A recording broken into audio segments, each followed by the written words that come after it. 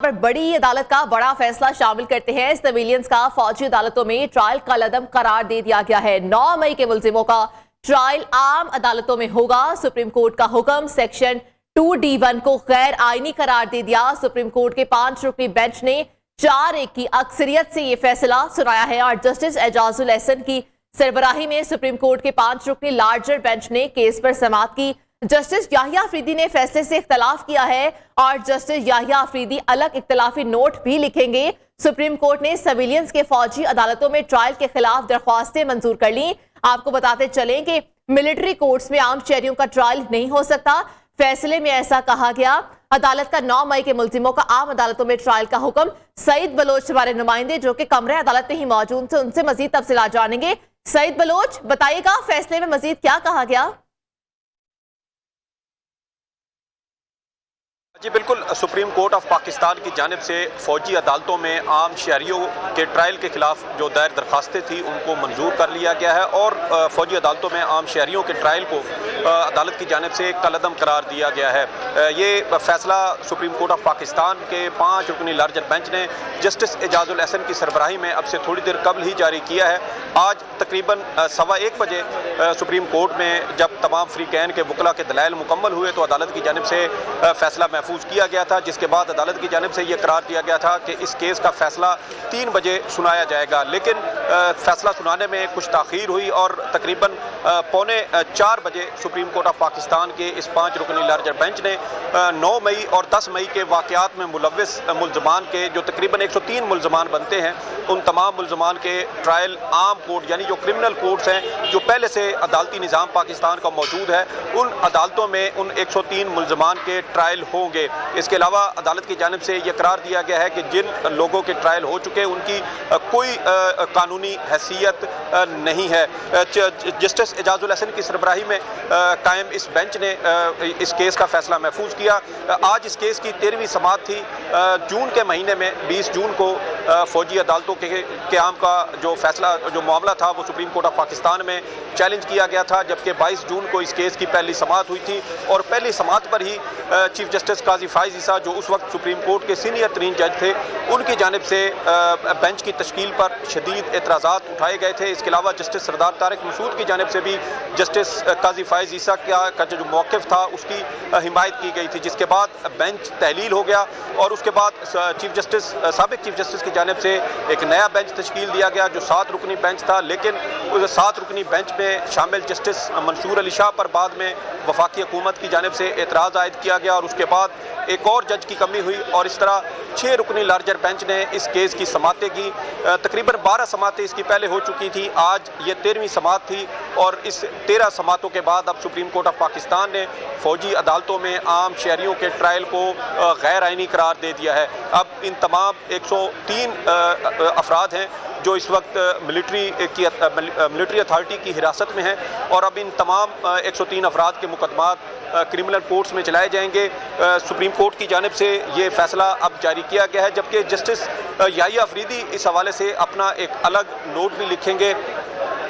अदालत की जानिब से जो अभी ज़बानी जो फैसला है वो जो जारी किया गया उसके मुताबिक justice Yahya Afridi army act के सेक्शन 21D1 और 21D2 और इसके अलावा ऑफिशियल सीक्रेट एक्ट के सेक्शन 59(4) पर अपना जो उनका मौक़िफ़ है उन्होंने उस पर राय महफूज की है और इसका जो उनकी राय है वो उसको बाद में जारी करेंगे। जबकि इस केस का जो तफसीली फ़ैसला है उसकी जो तफसीली वजूहात है सुप्रीम कोर्ट ऑफ पाकिस्तान के मुताबिक वो बाद में जारी की जाएंगी। इसके अलावा तकरीबन 9 जो ज़ेरे हिरासत अफराद हैं उनकी जानिब से हफ्ते के रोज़ सुप्रीम कोर्ट ऑफ पाकिस्तान में कुछ मुतफर्रिक दरखास्तें दायर की गई थी और उन मुतफर्रिक दरखास्तों में यह मौक़िफ़ इख्तियार किया गया था कि फ़ौजी अथॉरिटी का उनके साथ जो सलूक है वो बहुत मुनासिब है, बहुत अच्छा है, इसलिए वो फौजी अदालतों में। सईद बलोच, आपसे मज़ीद तफसीलात भी लेंगे। यहाँ पर हमें ज्वाइन किया है chairman Pakistan bar council Hasan Pasha, माहिर कानून भी है। हसन साहब, बहुत शुक्रिया, आपने कीमती वक्त निकाला। हसन पाशा साहब, बताइएगा कि सेक्शन 2D1 के तहत ये फैसला सुनाया गया है और एक जो जस्टिस थे उनकी जानिब से इख्तिलाफ भी किया गया है। आप कैसे इस फैसले को देखते हैं और सेक्शन 2D1 ये कहता क्या है कानून के मुताबिक? देखिए, सबसे पहले तो मैं पाकिस्तान बार कौंसिल की जानिब से इस फैसले का खैर मकदम करता हूँ और ये एक बहुत बड़ा फैसला है। सिविलियंस का ट्रायल सिविलियन कोर्ट्स में ही होना चाहिए।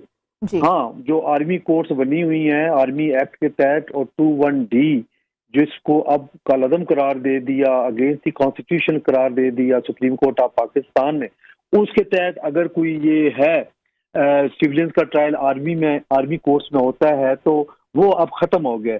आप देखें कि ये सेक्शन 21D जब आई बार्ज़ वजूद में तो उस वक्त अयूब खान का दौर था, एक डिक्टेटर थे जिन्होंने ये तरमीम लेकर आई, और इतने अरसे के दौरान किसी भी सिविलियन गवर्नमेंट ने कोशिश नहीं की इसमें अमेंडमेंट करने की। आज जब 102 मुल्ज़मान को आर्मी एक्ट के तहत उनके आर्मी कोर्ट्स के में ट्रायल के लिए भेजा गया तो ये पिटीशन आई और सुप्रीम कोर्ट के लार्जर बेंच ने आज ये फैसला दे दिया है। हम इसका खैर मकदम करते हैं। ठीक है हसन पाशा साहब, आप खैर मकदम करते हैं, लेकिन बताइएगा कि सेक्शन 2D1 क्या कहते हैं, और ये भी बताइएगा क्या इस फैसले के तहत जो ट्रायल है वो फौरी तौर पर रुक जाएंगे? बिल्कुल, ट्रायल जो है वो अब रुक जाने चाहिए असूली तौर पे, लेकिन आपको अभी याद होगा कि 2 वीक पहले सुप्रीम कोर्ट ऑफ पाकिस्तान ने supreme court practice and procedure act को कानूनी करार दे दिया, और उसमें चूंकि वाज़े तौर पे ये लिखा हुआ है कि 184(3) की कोई पिटीशन होगी तो उसमें अपील की प्रोविजन दे दी गई है। तो मैं समझता हूँ कि हो सकता है कि एग्रीड पार्टी, हुकूमत या जो भी है वो इस फैसले को चैलेंज करें अपील में, तो वो लार्जर बेंच जो इससे बड़ा बेंच होगा और इन जजेस के अलावा जजेस होंगे उनके पास ये फिक्स हो। ठीक है, लेकिन अगर कोई इसके खिलाफ अपील दायर नहीं करता तो क्या उसके बाद जो अब सिविलियंस है उनको रिहा कर दिया जाएगा फौरी तौर पर? कानून क्या कहता है? नहीं किया जाएगा, बल्कि इनके केसेस सिविलियन कोर्ट्स में मुंतकिल हो जाएंगे जो कि मसलन एंटी टेररिज्म कोर्ट्स हैं, वहां पे इनका केस चलाया जाएगा। ठीक है, अच्छा ठीक है, वहां पर केसेस चलाए जाएंगे। ये भी बताइएगा कि ये फौजी कोर्ट्स के अंदर 2-2, 3-3 केसेस जो थे ये किए गए थे इन सिविलियंस के ऊपर, तो क्या सिर्फ ये 9 मई वाला जो सानेहा है स्पेसिफिकली सिर्फ वो वाला खत्म होगा, या अगर उसी से रिलेटेड किसी भी किस्म का और केस बनाया जाता है तो वो भी खत्म हो जाएगा? ये जो section 21D against the constitution करार पाया है तो इसके तहत अब ये सूरत हाल है कि अब किसी भी सिविलियन का केस मिलिट्री कोर्ट में नहीं चलाया जा सकता, क्योंकि ये सेक्शन जो है वो सुप्रीम कोर्ट ऑफ पाकिस्तान ने इस फैसले की रूह से कालादम करार दे दिया। ठीक है, हमारे साथ ही रहिएगा हसन पाशा साहब, हमारे साथ मौजूद है एहसन बून, माहिर कानून है। एहसन साहब बहुत शुक्रिया, आपने कीमती वक्त निकाला। एहसन साहब बताइएगा 2D1 के तहत ये फैसला जारी किया गया है 4A के तनासुब से, आप इस फैसले को कैसे देखते हैं? बताइएगा कि अब इसके बाद फैसले के बाद फौजी जो अदालतें हैं वहां पर ट्रायल फौरी तौर पर रोक दिया जाएगा? द मोमेंट डिसीजन जो अनाउंस किया गया है वो दैट इज ऑपरेटिव, इसमें कोई ताखीर वाली बात नहीं है। इसलिए जो फैसला है ये बड़ी खुश बात है। वो हमारी वकला कम्युनिटी का पहले ही ये मौक़िफ़ रहा है कि ये फैसला जो है ना, ये हक जो है ये सिर्फ और सिर्फ आम कोर्ट के तहत है। अगर कोई एंटी टेररिज्म भी है तो एंटी टेररिज्म की कोर्ट्स मौजूद हैं, इसलिए सिविलियंस का ट्रायल जो है वो रेलेवेंट जो ऑर्डिनरी लॉ है उसके मुताबिक ही होना चाहिए, ना कि मिलिट्री कोर्ट्स में। इसलिए ये बड़ा खुशआइंद बात है। बाकी रही बात अपील की, तो appeal practice and procedure act के तहत प्रोवाइडेड है, वो हर एग्रीव्ड आदमी का हक है। लेकिन मैं समझता हूँ कि इस फैसले को अपील में भी यही फैसला बरकरार रखा जाए। ठीक है, तो क्या आपको लगता है कि इससे किसी भी जमात की जानिब से अपील दायर की जाएगी, दरख्वास्त दी जाएगी?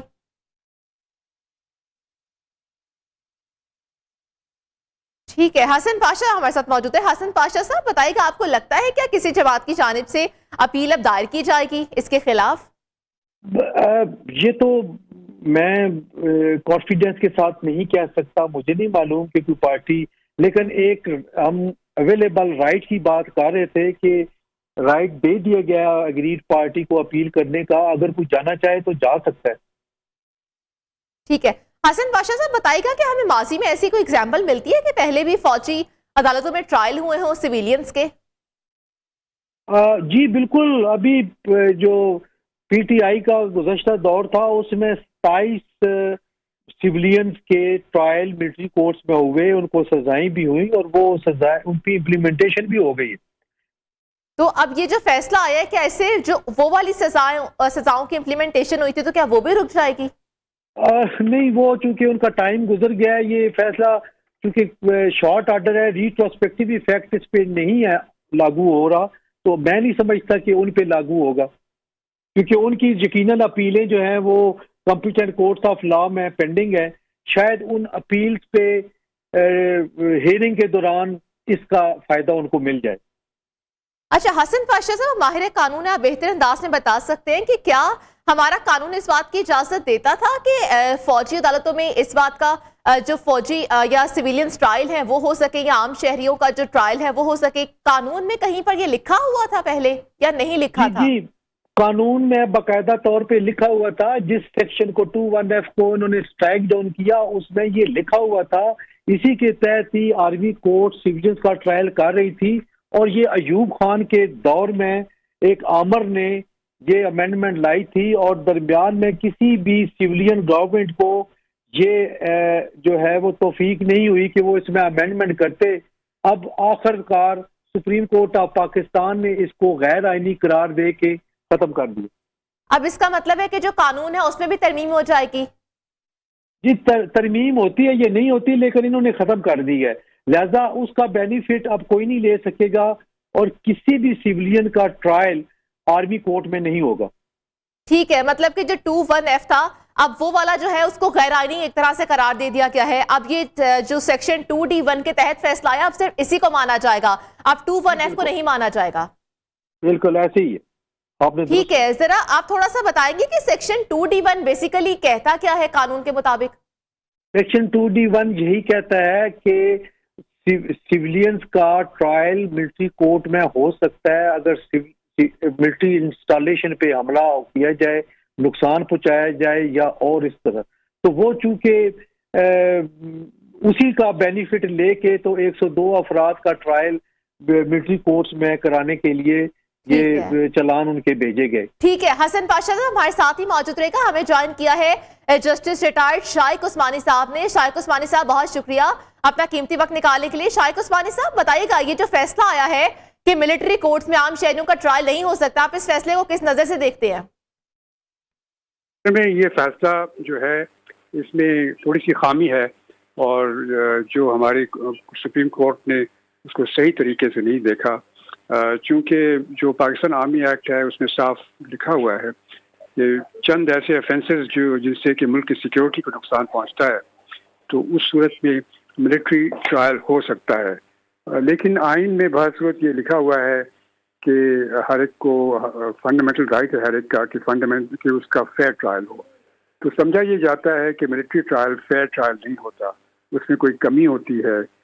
लेकिन ये मेरे ख्याल में गलत फहमी पर मबनी है और लैक ऑफ नॉलेज पे मबनी है, क्योंकि मिलिट्री ट्रायल जो होते हैं मिलिट्री कोर्ट्स के ट्रायल, उनका जो स्टैंडर्ड होता है वो वही होता है जो कि दूसरी कोर्ट्स का होता है, जो रूल्स ऑफ एविडेंस वही होते हैं, हर एक चीज़ उनको फैसिलिटीज़ अक्यूज को होती है। तो लेकिन उसके बावजूद ये समझा यही जाता है कि वो फेयर नहीं होता। इस बिना पर मेरे ख्याल में सुप्रीम कोर्ट नतीजे पहुंची है। मैंने जजमेंट तो देखी नहीं, जब आया कि देखा जाएगा। तो लेकिन ये बहुत सूरत ये ऐसा है फैसला है जो कि यकीनन जो है चैलेंज होगा और रिव्यू में, और मेरे ख्याल में शायद ये रिव्यू में कुछ इसका रिवर्स भी हो जाए। तो शाइक उस्मानी साहब आप एग्जांपल हमें दे सकते हैं, बता सकते हैं कि कानून में या आर्टिकल में, कौन से आर्टिकल में, किस जगह पर ये चीज लिखी गई है, किस आर्टिकल में क्या चीज चली गई? सॉरी, आप इस बात का रेफरेंस दे सकते हैं कि किस आर्टिकल में ऐसा लिखा गया है कि फौजी अदालतों में इस बात का ट्रायल हो सकता है? नहीं, ये पाकिस्तान आर्मी एक्ट में लिखा हुआ है। अच्छा, पाकिस्तान आर्मी एक्ट में लिखा हुआ है। तो अब ये जो फैसला आया है क्या इसका मतलब है कि दोबारा से अब यहाँ पर अपील दायर हो सकती है? नहीं, इसमें रिव्यू पिटीशन फाइल होगी। ठीक है, तो उस पिटीशन में आपको क्या क्या लगता है ये जो फैसला आया उसके अंदर कहाँ कहाँ लूप होल्स है? मैं आपको अभी समझाया कि ये समझा ये जाता है कि ये फेयर ट्रायल नहीं होता आर्मी के मिलिट्री कोर्ट में। इस बिना पर ये फैसला किया गया है, और वो मेरे ख्याल में गलत फहमी पे मबनी है। जब ये एविडेंस आएगी कि जो ट्रायल होता है मिलिट्री कोर्ट का वो वैसे ही है जैसा कि दूसरी कोर्ट्स में होता है, सिर्फ ये है कि वो तेजी से काम करते हैं, तो मेरे ख्याल में ये जजेस शायद अपने फैसले पर नजरसानी करें। अच्छा शाइक उस्मानी साहब, मतलब कानून से हट के वैसे एक सवाल पूछना चाह रहे थे हम कि क्या फौजी अदालतों के ट्रायल ज्यादा स्ट्रिक्ट नहीं होते आम अदालतों से? जी नहीं, ये बिल्कुल गलत फहमी है। मुझे एक्सपीरियंस है फौजी अदालतों का। जो फौजी अदालतों में भी आदमी को डिफेंस की इजाज़त होती है, वो चाहे तो बाहर से वकील ला सकता है, कोई ज़रूरी नहीं है कि वो फौज का ही वकील हो, बाहर से वकील भी ला सकता है। रूल्स ऑफ एविडेंस जो है वो वही हैं जो कि सारे मुल्क में होते हैं, हर एक चीज़ वैसी होती है। फ़र्क सिर्फ ये होता है कि वहाँ पे कोई एडजमेंट नहीं होती, डिलेज नहीं होती। ठीक है, हमारे साथ ही रहिएगा। हसन पाशा साहब, आपने शाइक उस्मानी साहब की बात सुनी, उनका ये कहना है कि फेयर ट्रायल्स ही होते हैं, आप इस हवाले से क्या कहेंगे? मैं नहीं समझता कि आर्मी कोर्ट्स में इस हद तक फेयर ट्रायल होते हैं क्योंकि ये ओपन कोर्ट्स नहीं होती, और हमने कई दफा देखा है कि इवन मुल्ज़म को उसके खिलाफ जो चार्जशीट होती है वो भी प्रोवाइड नहीं की जाती, उसके खिलाफ जो एविडेंस होती है वो भी नहीं प्रोवाइड की जाती, और जो फैसला होता है उनके खिलाफ उसके लिए उसको लेने के लिए भी मुल्ज़मान को अक्सर बेशतर हाई कोर्ट की तरफ रजू करना पड़ता है, और हाई कोर्ट डायरेक्शन देती है कंसर्न कोर्ट्स को या कंसर्न इदारे को कि आप इनको चार्जशीट, इनको एविडेंस और इनको जजमेंट की कॉपी दें। और कितनी तारीखें होती हैं उस पर आपको अंदाजा नहीं है। बहरहाल मैं मोहतरम जस्टिस साहब से इंतहाई अदब से इख्तलाफ करते हुए ये कहूँगा कि इस तरह मिलिट्री कोर्ट्स में फेयर एंड फ्री ट्रायल का कोई कंसेप्ट नहीं है। सिविलियन कोर्ट्स बहरहाल इक्वली कॉम्पिटेंट है, और एंटी टेररिज्म कोड इसीलिए बनाई गई है कि कहीं पे भी कोई टेररिज्म हो तो उसका ट्रायल जो है वो उन कोर्ट्स में हो सके, और उसमें भी प्रोवाइड किया गया है, टाइमिंग दी गई है कि इतने टाइम के अंदर अंदर आप इसको फाइनलाइज करें। बिल्कुल आपने सही कहा हसन पाशा साहब। शाइक उस्मानी साहब, आपने बात सुनी, उनका ये कहना है कि यहाँ पर चार्जशीट नहीं दी जाती, एविडेंस नहीं दिया जाता और जजमेंट की कॉपी तक प्रोवाइड नहीं की जाती। इस हवाले से आप क्या कहेंगे शाइक उस्मानी साहब? सही। अच्छा एहसन पाशा साहब, आपने जैसे बात की कि एंटी टेररिज्म कोर्ट्स भी बनाई गई हैं, तो अब ये जो केसेस है इसका मतलब है कि अब ये एंटी टेररिज्म कोर्ट्स में शामिल हो जाएंगी? ये जो 102 अफराद हैं जिनके केसेस मिलिट्री कोर्ट्स में ज़ेर समाअत हैं, ये रिहा नहीं होंगे, बल्कि इनके केसेस एंटी टेररिज्म कोर्ट्स में मुंतकिल कर दिए जाएंगे। जहाँ जहाँ भी इनके खिलाफ FIRs वगैरह दर्ज हैं, वो मुतलका 88 कोर्ट्स उनको जुरिसडिक्शन है इनके केसों की समाअत करने की।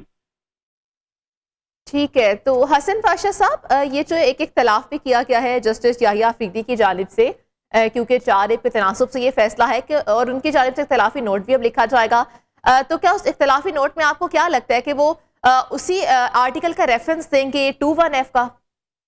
देखिए, अब चूंकि सामने है कोई नहीं, हम इस पे कोई कमेंट नहीं करना चाहेंगे, क्योंकि वो सामने आने पे ही हम बात कर सकते हैं कि जस्टिस याहिया अफरीदी साहब के ज़हन में क्या है और किस बात पे उन्होंने इख्तलाफ किया है। यकीनन उसमें कोई लॉजिक होगा और वो समझते होंगे तभी उन्होंने इख्तलाफ किया। ठीक है सर, बहुत शुक्रिया। हसन पाशा हमारे साथ मौजूद है, चेयरमैन पाकिस्तान बार काउंसिल, माहिर कानून। इसके अलावा एहसन भून साहब हमारे साथ मौजूद थे और शाइक उस्मानी साहब जस्टिस रिटायर्ड जो कि माहिर कानून थे। बहुत शुक्रिया आप तमाम साहिबान का हमें तमाम तर कानूनी नुक्ताजात के हवाले से बताने के लिए। अभी हम रुक करते हैं, सईद बलोच हमारे साथ मौजूद है, हमारे नुमाइंदे, और जावेद बलोच भी हमारे साथ मौजूद हैं, तो रुक करते हैं सईद बलोच का। सईद बलोच, बताइएगा, आप कोर्ट में ही मौजूद थे, आपने तमाम तर फैसला सुना, आपको क्या लगता है फैसले में कौन कौन सी भी ऐसी बातें हैं जो कि सामने नहीं आ सकी, जरा एक दफा डिटेल में बताइएगा। देखें, केस की जो तफसीली वजूहात हैं वो तो सुप्रीम कोर्ट ऑफ पाकिस्तान की जानिब से जब केस का तफसीली फैसला जारी किया जाएगा तो उसमें तमाम तर वजूहात शामिल होंगी। लेकिन केस की समाअत के दौरान जब हम इस केस को कवर करते रहे तो उस दौरान हमें बहुत सारे ऐसे लीगल पॉइंट्स थे जो अदालत के सामने उठाए गए। जो दरख्वास्त गुजारान के वकला थे उनकी जानिब से अपने जो तहफ़्फ़ुज़ात था उसका भरपूर तरीके से इजहार किया गया।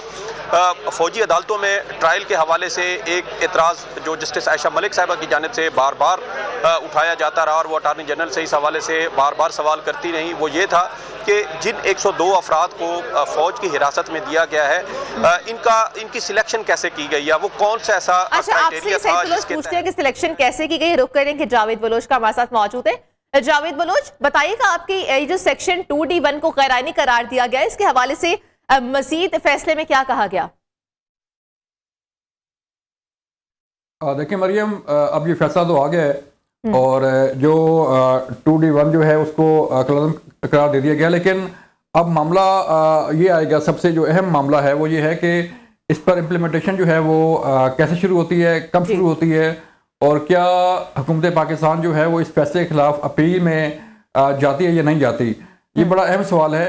और जो 102 लोग गिरफ्तार किए गए हैं उनके मुतल्लिक भी यही जो है वो एक था कि चूँकि ये मामला ज़ेर इल्तवा था सुप्रीम कोर्ट के अंदर, तो जो 102 लोग उस गिरफ्तार थे जिनका मिलिट्री कोर्ट में केस भेजा गया था, उनके ट्रायल जो है वो शुरू नहीं हो पा रहे थे।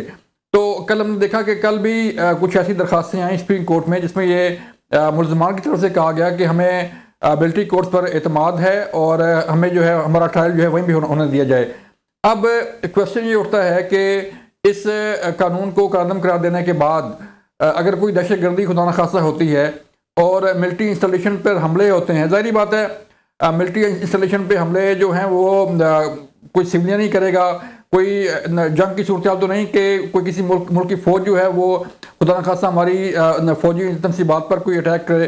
तो ये वो सिविलियन ही थे जो स्वात ऑपरेशन में आप देख लें, जो वज़ीरिस्तान ऑपरेशन में आप देख लें कि ये सिविलियन ही थे जो दहशतगर्दी में मुलव्वस थे और उन दहशतगर्दों को पकड़ा गया।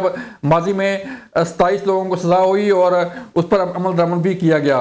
तो अब ये चूँकि फैसला आ गया, सुप्रीम कोर्ट जो है वो अपना फैसला देने में बाइख्तियार है कानून के मुताबिक, तो अब मामला ये आ रहा है कि इस पर इम्प्लीमेंटेशन जो है वो कैसे होगी। क्या जो 102 लोग गिरफ्तार हो गए हैं उनके जो केसेस हैं दोबारा एंटी टेररिस्ट कोर्ट में जाएंगे या सेशन कोर्ट में जो है वो भेज जाएंगे, या फिर वज़ारत दिफा या हुकूमत की तरफ से कोई ऐसी अपील जो है वो दायर की जाएगी सुप्रीम कोर्ट के अंदर कि चूँकि जो 200 मकामात थे 9 मई और 10 मई के दौरान जिन्हें निशाना बनाया गया, फौजी तनसीबात थी ये, बिल्कुल फौजी तनसीबात को निशाना बनाया गया। अब देखना यह है कि कौन सी अदालतों में इन केसेस को रेफर किया जाता है। बहुत शुक्रिया जावेद बलोच। हमें अपडेट करते से पहले सईद बलोच ने हमें कानूनी नुक्ताजात के हवाले से बताया और जो कानूनी कार्रवाई हुई और जो भी वहां पर अदालत में रिमार्क्स थे उसके हवाले से हमें डिटेल में अपडेट किया। यहाँ पर हम अपडेट शामिल करते हैं।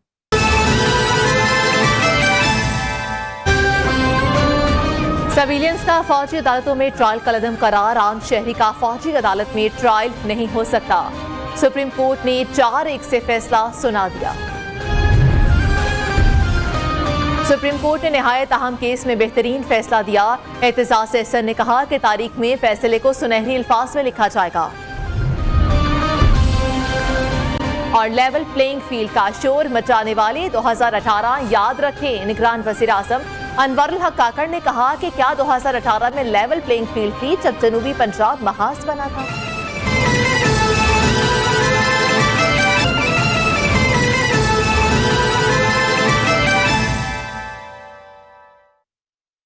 Welcome back. आपको बताएं कि मुल्क की मईशत बेहतरी की जानिब गामजन है। स्टॉक मार्केट नए रिकॉर्ड बनाने लगी है। स्टॉक एक्सचेंज में भी तेजी आ चुकी है। 2017 के बाद पहली बार 100 इंडेक्स 51,000 की सतह उबूर कर गया है। 100 इंडेक्स 348 पॉइंट्स के इजाफे से 51,070 पॉइंट्स पर बंद हुआ। और तफसीलात जानते अपने नुमाइंदे काशिफ मुनीर से।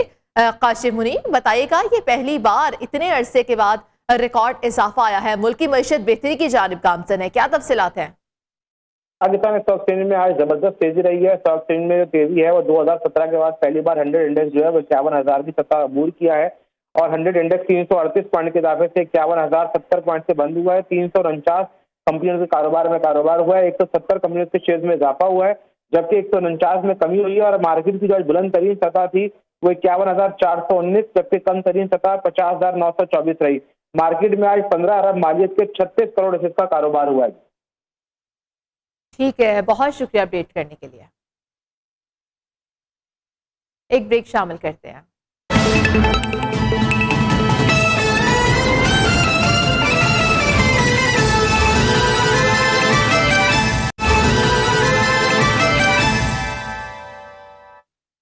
मौसम के हवाले से बात करें तो इस्लामाबाद में मतला जुज़वी अबर आलूद, मौसम सरमा की आमद के साथ दर्जा हरारत में भी कमी हो चुकी है। महकमा मौसमियात ने आइंदा 24 घंटों में मौसम खुश्क रहने की पेशगोई कर दी। इस वक्त मौसम की सूरत हाल हम जानते हैं नुमाइंदा न्यूज़ आयशा शुएब से। आयशा, मौसम की क्या सूरत हाल है, बताइएगा। से ही शहर इक़्तिदार में मुतला जुज़वी तौर पर अबर आलूद है। मुल्क के बेशतर इलाकों में मौसम आइंदा 24 घंटों के दौरान खुश्क रहने के इम्कानात ज़ाहिर किए गए हैं। इसके साथ साथ महकमा मौसमियात की जानिब से गिलगित बल्तिस्तान और आज़ाद कश्मीर में चंद मकामात पर गरज चमक के साथ हल्की बारिश के इम्कानात भी ज़ाहिर किए गए हैं। मौसम सरमा की आमद है। सुबह के औकात में इस्लामाबाद का दर्जा हरारत 21 डिग्री सेंटीग्रेड रिकॉर्ड किया जाता है। दिन के औकात में चूँकि सूरज और बादलों की आँख मचोली जारी है, तो दिन के औकात में यही दर्जा हरारत जो है वो 23 से 24 डिग्री तक रिकॉर्ड किया जाता है। लेकिन शाम होते ही ठंडी हवाएं चलती हैं, जिसकी वजह से दर्जा हरारत में एक बार फिर से वाजिया कमी रिकॉर्ड की जाती है और शाम होते ही इस्लामाबाद का दर्जा हरारत जो है वो 18 डिग्री सेंटीग्रेड रिकॉर्ड किया जाता है। महकमा मौसमियात का कहना है कि आइंदा 24 घंटों के दौरान मुल्क के बेशतर इलाकों में मौसम खुश्क रहेगा, लेकिन चंद मकामात पर गिलगित बल्तिस्तान और आज़ाद कश्मीर में हल्की बारिश के इम्कानात के साथ साथ बुलंद पहाड़ों पर बर्फबारी के इम्कानात भी जाहिर किए गए हैं। ठीक है, बहुत शुक्रिया अपडेट करने के लिए। यहां पर एक ब्रेक शामिल करते हैं।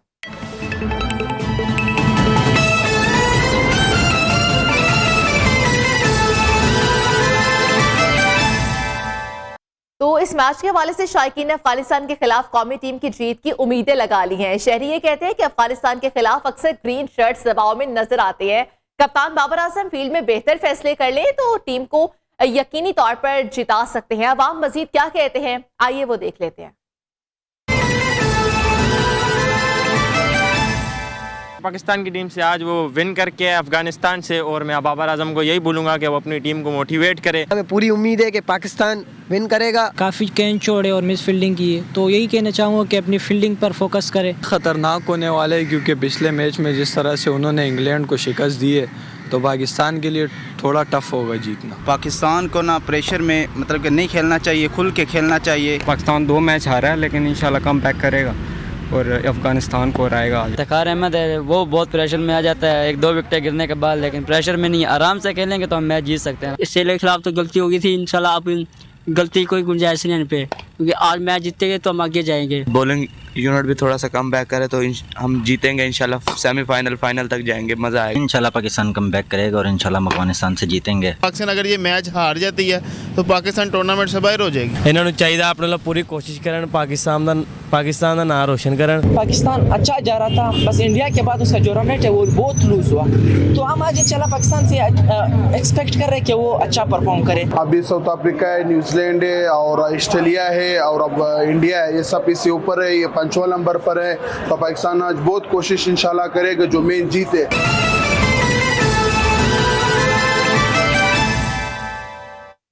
पाकिस्तानी शायकीन का रद्द-ए-अमल तो आप देख चुके हैं। यहाँ पर पाकिस्तान भर से हम खबरें शामिल करेंगे, मगर तेज तेज।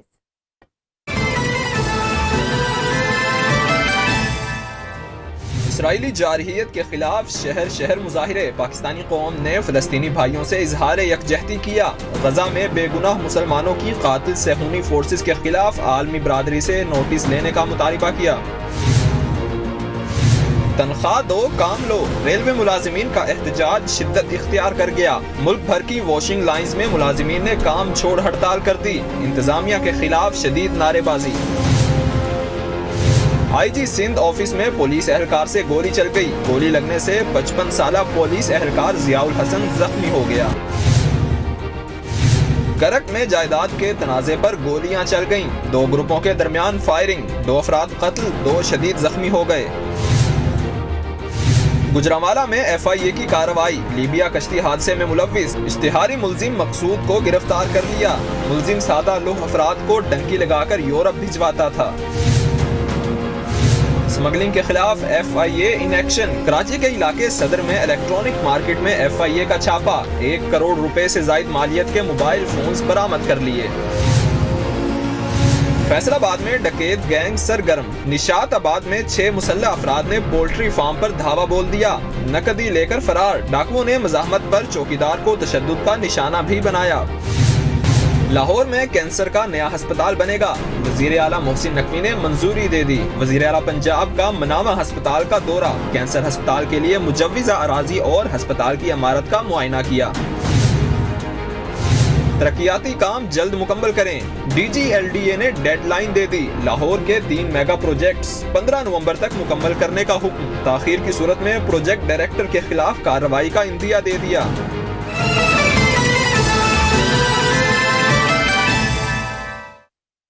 एक ब्रेक शामिल करेंगे।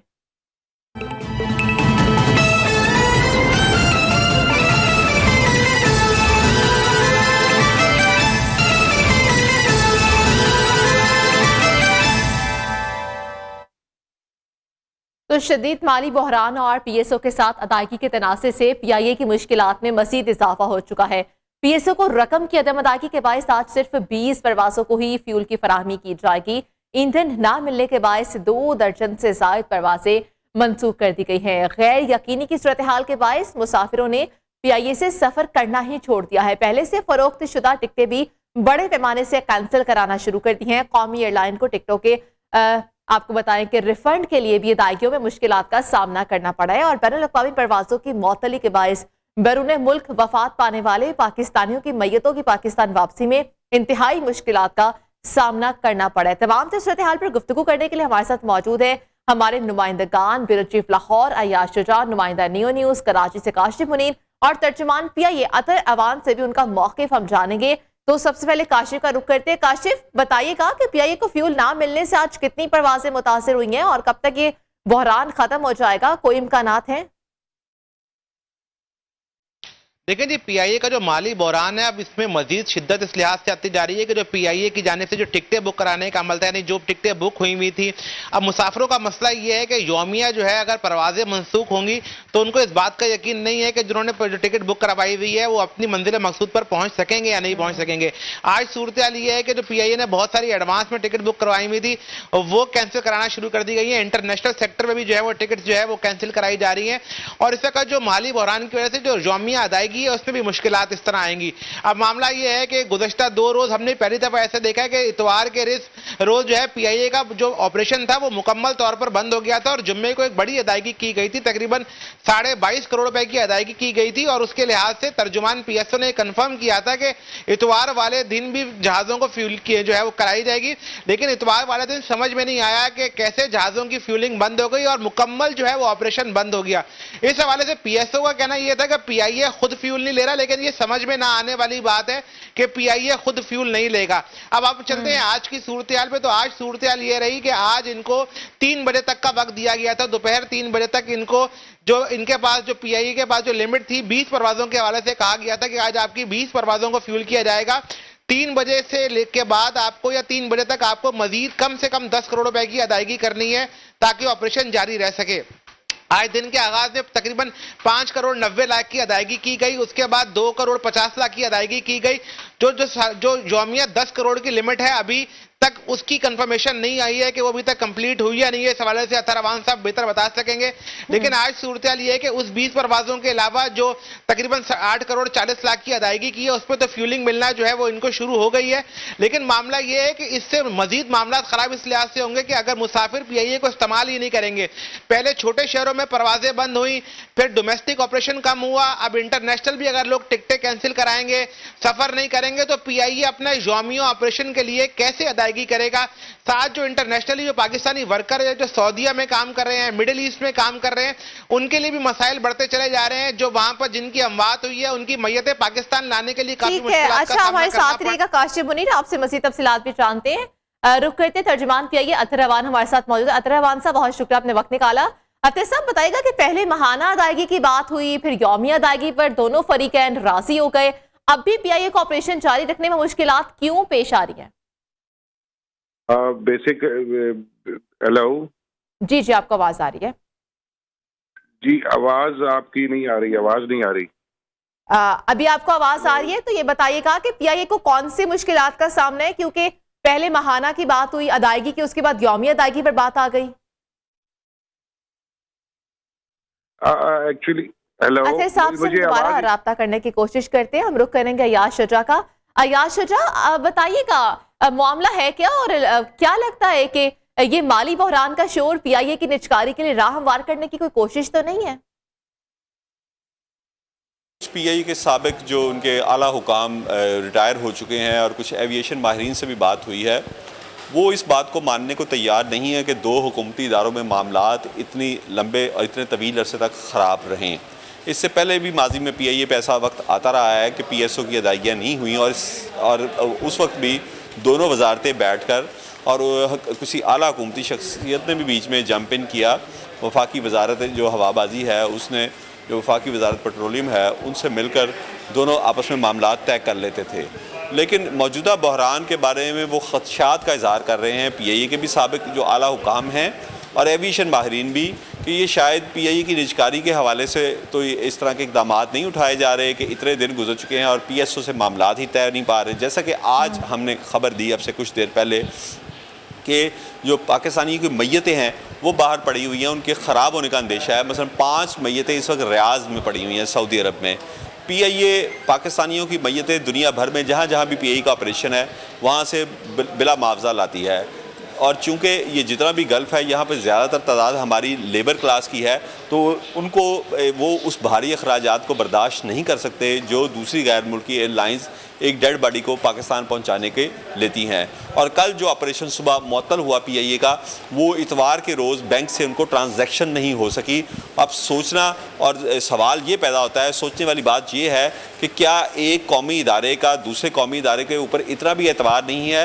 इसके बारे में हुकूमती जो आला हुकाम है उनकी एक बड़ी दिलचस्प मिसाल से पहले भी आती है, वफाक में भी पंजाब में भी, कि अगर एक महकमे से आपने सरकारी पैसे लेने हैं तो हुकूमत की एक जेब से निकल के दूसरी जेब में जाने हैं। तो क्या इतना भी एतबार बाकी नहीं रहा कि इतवार के रोज़ जबकि पीएसओ हुकाम को पता है कि बैंक की छुट्टी है और वो ट्रांजैक्शन अगले दिन हो जाएगी, उन्होंने सुबह उसके पेट्रोल को, ईंधन को बंद कर दिया, और पीआईए का पूरा कल जो फ़िज़ाई ऑपरेशन था अंदरूनी मुल्क भी और बैरून मुल्क भी, वो मुअत्तल होकर रह गया। और यही कमोवेश सूरत हाल रोज़ाना की बुनियाद पर देखने में आ रही है। आज भी ये जुज़वी तौर पर बहाल है, बहुत सारी परवाज़ें आज रवाना नहीं हो रही, और पीआईए जो कि पहले ही एक माशी गर्दाब में फंसी हुई है, उसके लिए ये उस पर बहुत ज़्यादा, ये आप समझें कि उसके ताबूत में आखिरी कील ठोकी जा रही है कि जो उसको पीएसओ की तरफ से तावन नहीं मिल रहा, उसे वफाकी हुकूमत की तरफ से तावन नहीं मिल रहा, और पीआईए को शायद जो वाकफाने हाल हैं उनका ख्याल है कि निजकारी की तरफ ले जाने के लिए ये इब्तदाई इक़दाम हैं। जी ठीक है, तर्जुमान पीआईए अतर अवान का रुख करते हैं। अतर साहब बहुत शुक्रिया। अतर साहब बताइएगा कि पहले माहाना अदायगी की बात हुई, फिर यौमी अदायगी पर बात आ गई, और जब दोनों हुकूमती इदारे हैं तो फिर अदायगी क्यों नहीं की जा रही, और कितना भी एतबार नहीं है कि वो अदायगी कर दें? बहुत शुक्रिया जी, आपने मुझे मौका दिया।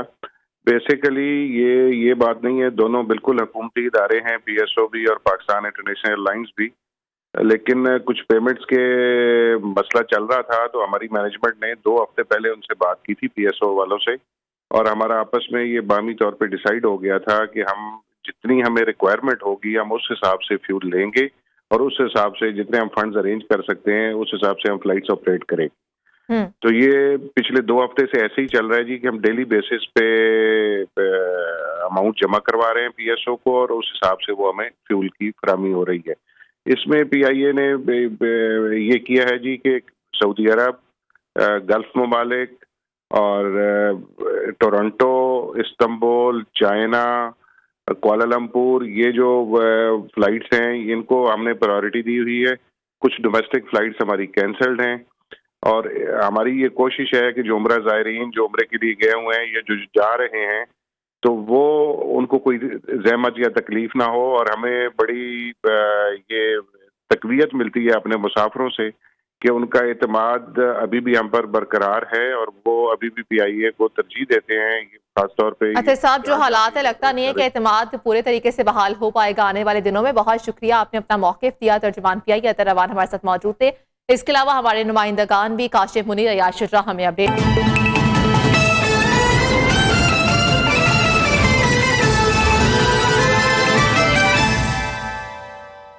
National university of science and technology में कॉन्वोकेशन। ISPR के मुताबिक army chief general Syed Asim Munir ने बतौर मेहमान खसूसी शिरकत की। कॉन्वोकेशन में बैचलर्स, मास्टर्स और PhD के तलबा को डिग्रियों से नवाजा गया। इस मौके पर इज़हार ख्याल करते हुए army chief general Asim Munir ने कहा कि तालीम एक ऑप्शन नहीं बल्कि ज़रूरत है। उन्होंने इस बात पर रोशनी डाली है कि आज तलबा की जिंदगियों में एक नए बाब का आगाज है, जो कि एक अहम तब्दीली की नवीद देता है, जो ज्यादा जिम्मेदारी का मुत्तकासी है। आर्मी चीफ ने इस बात पर जोर दिया कि इस नई जिम्मेदारी को उनकी शख्सियत और आगे के सफर में इंतखाब से जाहिर होना चाहिए।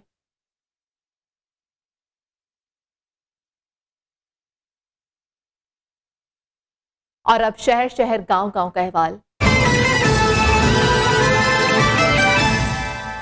फिरोजवाला में लीगी रहनुमा और समाजी शख्सियत चौधरी समीउल्लाह बोका के डेरे पर कायद नून लीग नवाज शरीफ की वतन वापसी की खुशी में खसूसी तकरीब और जश्न का एहतमाम किया गया है। तकरीब में कारकुनों ने ढोल की थाप पर भंगड़े डाले और आतिशबाजी का भी शानदार मुजाहिरा किया। इस मौके पर शुरका से खिताब करते हुए चौधरी समीउल्लाह बोका ने कहा कि मुल्क को तब्दीली के नाम पर अंधेरों और खाना जंगी की सूरत हाल में धकेलने वाले किसी रियायत के मुस्तहिक नहीं। मुल्क में अब तरक्की और खुशहाली का एक नया दौर शुरू होगा।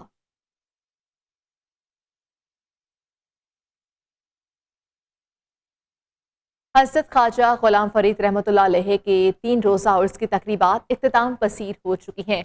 इस हवाले से मज़ीद वहाँ पर खसूसी दुआएं करवाई गई। ज़ायरीन की मुल्की सलामती के लिए और दूर दराज से आए शुरका की वतन वापसी का भी आगाज हो चुका है। मज़ीद बात करते हैं नियो के नुमाइंदे अता मोहम्मद से। जी अता मोहम्मद, 3 रोज़ा इसका इख्तिताम हो चुका है उर्स का है। हज़रत ख्वाजा गुलाम फरीद रहमतुल्लाह अलैह के 3 रोज़ा उर्स की जो तकरीबात है वो मुल्क की सलामती के दुआओं के साथ जो है वो अख्तिताम पजीर हो गए हैं। इस वक्त जो दूर दराज के इलाकों से आए हुए ज़ायरीन हैं उनके जो वापसी का सिलसिला है वो शुरू हो गया। इसी तरह जो है एक शहरी से मैं बात करता हूँ। आज हम अपनी ज़ियारत मुकम्मल करके जा रहे हैं। बहुत ही अच्छा यहाँ पे हमारा रूहानी जो तशनगी थी वो दूर हुई है।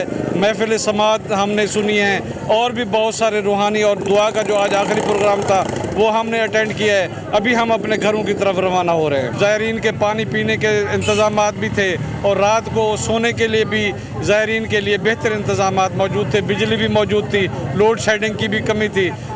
मेरे ख्याल में ये जो हुकूमत की तरफ से अच्छे इंतजाम किए गए थे। हाँ जी बिल्कुल, जो है इनकी जान से ये बताया जा रहा है कि सिक्योरिटी के हवाले से हम DPO राजनपुर का शुक्रिया अदा करते हैं। इसी तरह जो है डिप्टी कमिश्नर राजनपुर और असिस्टेंट कमिश्नर जो है राजनपुर का जो है हम शुक्रिया अदा करते हैं। खासकर जो है ख्वाजा बरादरान की जानब से जो किए गए इंतजाम थे हम जो है इस बिना पर उनका जो है वो शुक्रिया अदा करते हैं। जी ठीक है, बहुत शुक्रिया। तो सर्दियों की आमद से सैलाब मुतासरीन की मुश्किलात में मजीद इजाफा हो चुका है। खुले आसमान तले जिंदगी गुजारने वाले मुतासरीन को ताहाल कोई इमदाद न मिल सकी। बदलते मौसम के साथ परेशान मुतासरीन हुकूमती तवज्जो के भी मुंतज़िर हैं। मज़ीद तफसीलात हमें बताएंगे नसीराबाद से लियाकत अली। जी लियाकत, सैलाब ने नसीराबाद समेत बलूचिस्तान भर में तबाही मचाई थी। सैलाब मुतासरीन अब भी खुले आसमान तले जिंदगी गुजारने पर मजबूर है।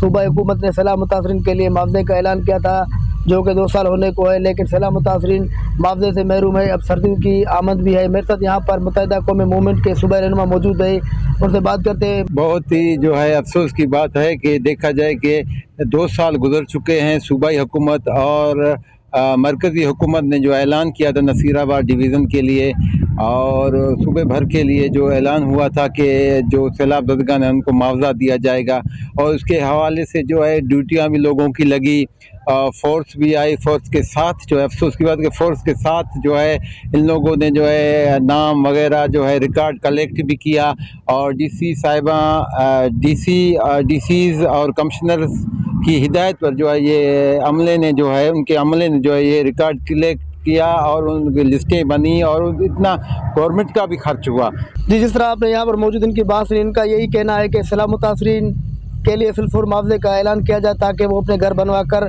आराम से रह सके। जी ठीक है, बहुत शुक्रिया। तनख्वाहों की अदम अदायगी के खिलाफ रेलवे मुलाजिमीन सरापा एहतजाज। All Pakistan carriage and wagon association की कराची कैंट स्टेशन में एहतजाजी रैली। तफसीलात हमें बताएंगे हमाद यूसुफ। जी हमाद। तनख्वाहों की अदम अदायगी पर रेलवे मुलाजिमीन सरापा एहतजाज है। कराची कैंट स्टेशन पर जो है जो रेलवे मुलाजिमीन हैं उनके जानिब से एहतजाज किया जा रहा है। बड़ी तादाद में जो है मुजाहिरीन शरीक हैं, हाथों पे बैनर्स थामे, झंडे थामे जो है वो अपनी तनख्वाहों की अदायगी के लिए एहतजाज किया जा रहा है। मुलाजिम एक मेरे साथ मौजूद, उनसे बात करते हैं। देखिए जो सीधा सा एक ही मुतालबा है जो कि माहाना तनख्वाहों का है और कोई नाजायज़ मुतालबा भी नहीं है। लोग मेहनत करते हैं, वो चाहते हैं कि जिस तरह से हम दिन रात 24 घंटे मुतहरिक रह करके ट्रेन ऑपरेशन को बहाल रखते हैं, बिल्कुल इसी तरह से बर वक्त और यकीनी तनख्वाहें हमारी जो है वो हमें अदा की जाए। लेकिन अफसोस के साथ गुज़िश्ता एक साल से ये जो है कि तसलसल के साथ मामला चल पड़ा है कि तनख्वाहें जो है वो इंतहाई ताखीर का शिकार हो रही हैं। जी रेलवे मुलाजिमीन जो है तनख्वाहों की अदम अदायगी का मामला है। बहुत शुक्रिया अपडेट करने के लिए। पाकिस्तान नामा से आज के लिए इजाजत दीजिए। अल्लाह हाफिज।